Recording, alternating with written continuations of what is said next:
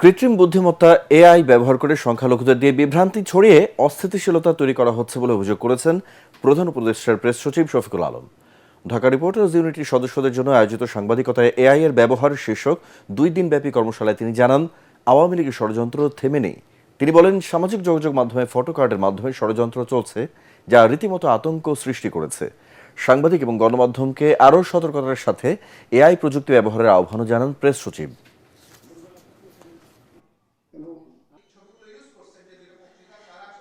যে বের হবে তাকে আবার বিতর্ক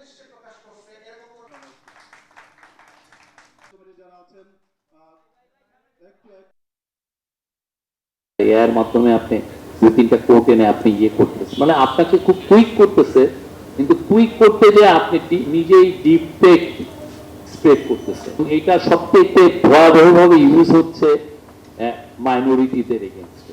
ফেসবুক, ইনস্টাগ্রাম, টুইটার মানে এক্স, তাদের প্ল্যাটফর্ম ইউজ করে, প্ল্যাটফর্মে এআই এর টুলস ইউজ করে দুনিয়ার হেট স্পিচ ব্যবহার করে, দুনিয়ার হেট ছড়িয়ে, ঘৃণা ছড়িয়ে একটা জনপদকে অশান্ত করে ফেলা হচ্ছে।